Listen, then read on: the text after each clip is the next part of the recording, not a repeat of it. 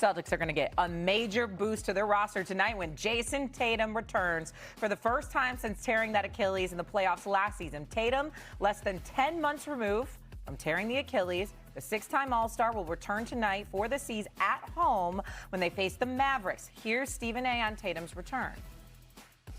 Seriously speaking, all joking aside, because I got a lot of love for Jayson Tatum. Great guy, great player. I'm worried. When KD was out with his Achilles tear, he was gone for more than 500 days. Jayson Tatum just got hurt in Game 4 last year against the New York Knicks in the Eastern Conference Semifinals playoffs. He hasn't even been out a year yet.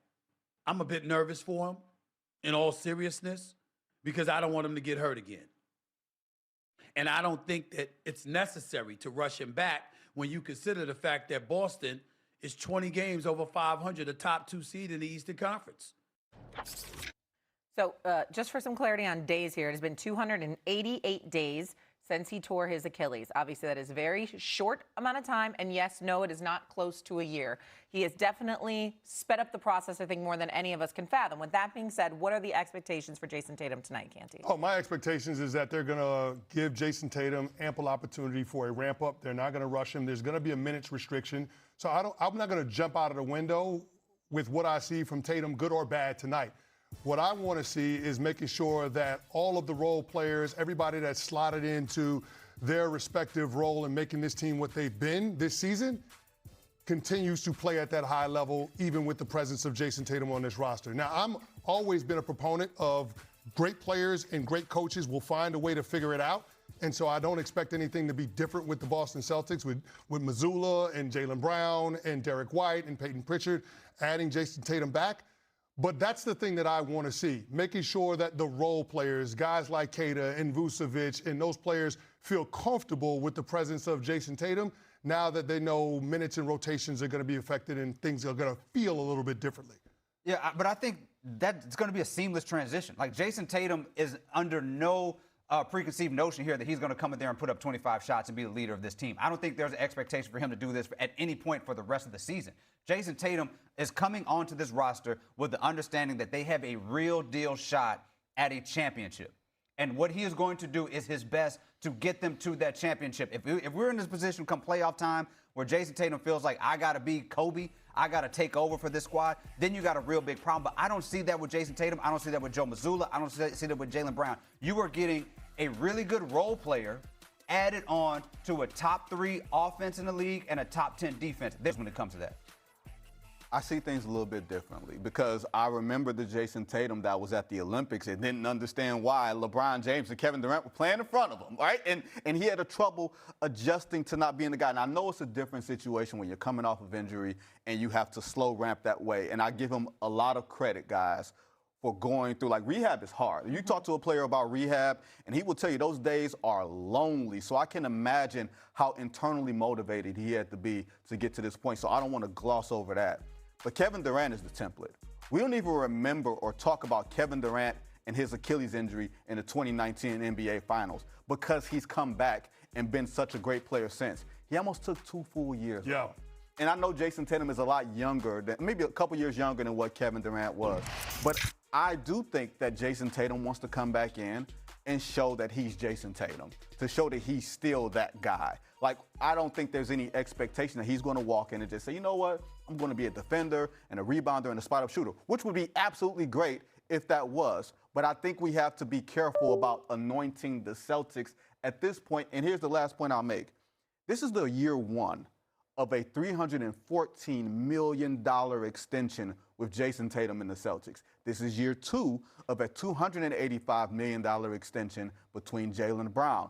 They have to play all of this like this is a long-term investment and not something short-term. I don't think he's going to injure his Achilles again, but I think it's going to take a minute before we see Jayson Tatum be Jayson Tatum again. I forgot that they put that graphic up that Kobe Bryant came back a similar time frame to what Jayson Tatum is doing. But anyways, do you think Tatum should come off the bench tonight? I mean, yeah, absolutely. I mean, I don't. Yeah, he should definitely come off the bench. He's just ramping up. This is what ramping up looks like. And the difference between the Kevin Durant situation, Kevin Durant was coming back to be the guy.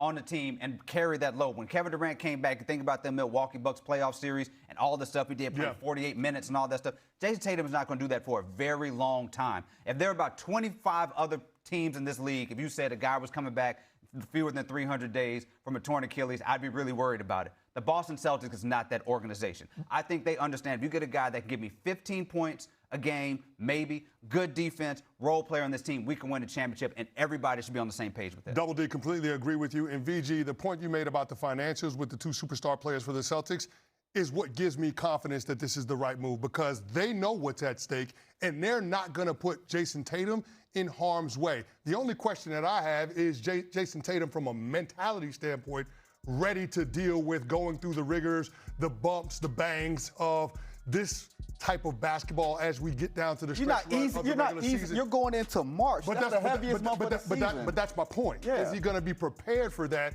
Is he going to be able to adjust to that?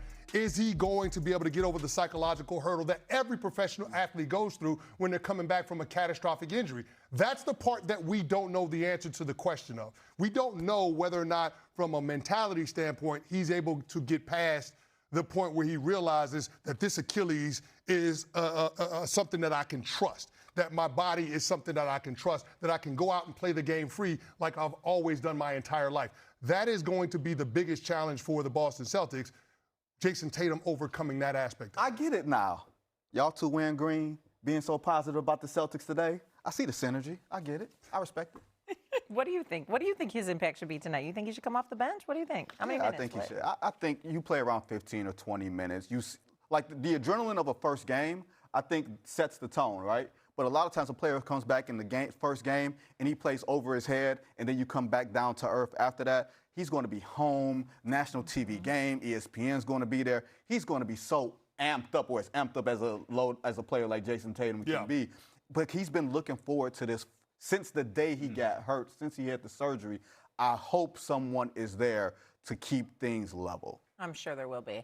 Heck of a ticket tonight. You get to see Jayson Tatum return and Cooper Flagg. Hello. Hello. What are the prices for those tickets right now? Cooper Flagg tonight too, baby. He's like homecoming. Yeah, that's right. That's right. Main event. Coming up here on First Take. And yesterday, Shams breaking the story that Jayson Tatum will return tonight against the Mavericks. Tatum turned 28 this week. He returns less than 10 months after tearing his Achilles in the East semifinals last year against the Knicks. He has been described as, quote, ready to go by sources. Tatum's return comes at a fascinating time for the Celtics. Look at the schedule. They got this game tonight against the Mavericks. Then they go on the road, tough road trip at Cleveland, at San Antonio, at OKC. So that's what Jayson Tatum has in front of him. And here's what we have with us. Delighted to welcome the coach, NBA champion Michael Malone, who works with us now and will be on the call tonight with Mark Jones of Celtics and Mavericks. Coach, I really appreciate you getting up early and doing this here. Let's, right off the top of your head, what should we be expecting from Jayson Tatum tonight, 10 months removed from the injury in his first game back? Well, obviously a lot of excitement here in Boston, waiting for this return. You have to give Tatum so much credit because he put his mind to coming back this year, checked all the boxes, and now tonight, finally, the last box needs to be checked, going out there and feeling comfortable. And it's not going to be an easy process for him. He's missed 10 months, as you mentioned, Greeny. Joe Mazzulla, I'm sure, will bring him along slowly. They have 20 games to go in the season with 2 back-to-backs. What does that mean?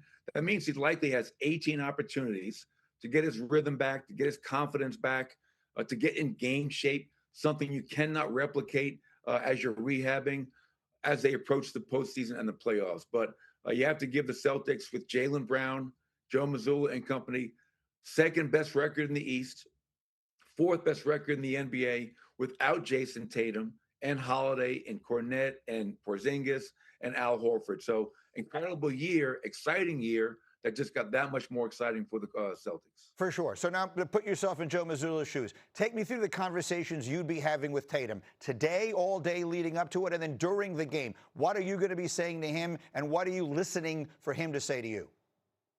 I'm telling him to relax and enjoy this. You've done all the hard work. I think the hardest part about this 10-month stretch that Tatum's gone through is the mental, the dark days, the rehab, doubting yourself. Can I get back? And I'm sure the Celtics and Joe Mazzulla and Brad Stevens have made sure they've surrounded Tatum, they've loved him, and there was no pressure for him to come back. They wanted him to come back when he felt ready. So if I'm Joe Mazzulla, I'm putting my arm around him. I'm telling him how much I love him, how much I believe in him, and how much I have his back.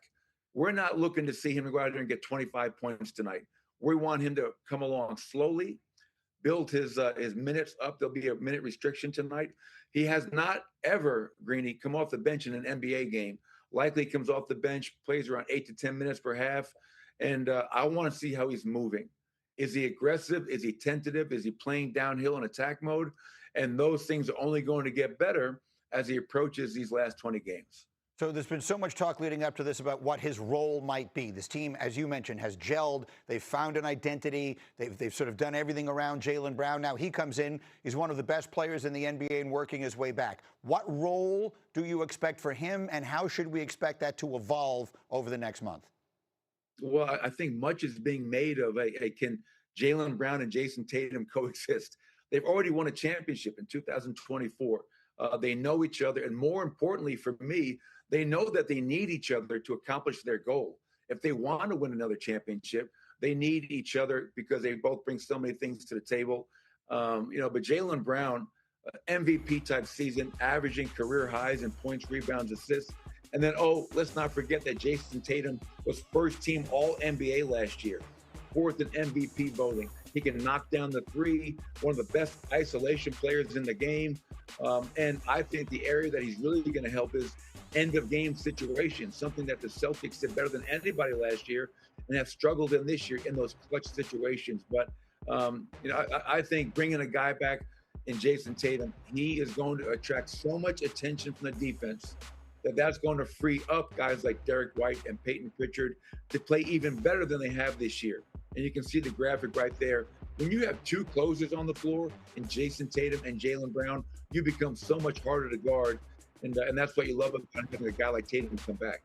Is it realistic? And I'm asking a coach a question that might really be better served for a doctor, but is it realistic to think that he could be back in a place by this time next month where he's ready for the grueling marathon that is an NBA postseason? Do you think he's ready to play a significant role in this team's quest to win a championship this year?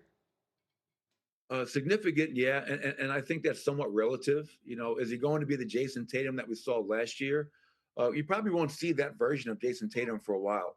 And I'm not trying to put a ceiling on him because what he's doing is already incredible. 10 months is a really short recovery from that injury. We've seen other players take a lot longer to come back. So I would never put a ceiling on a player of his caliber and his character, but he's not going to be the guy leading this team. This is Jaylen Brown's team. And now he has another weapon, another great player in Tatum who day by day, game by game is only going to find his rhythm, get that confidence back so he can go out there and help his team as best as possible. Again, Michael Malone and Mark Jones will be on the call tonight. Coach, I know this was a last-minute call that we made to you. Thank you so much for getting up. We're really looking forward to watching it tonight.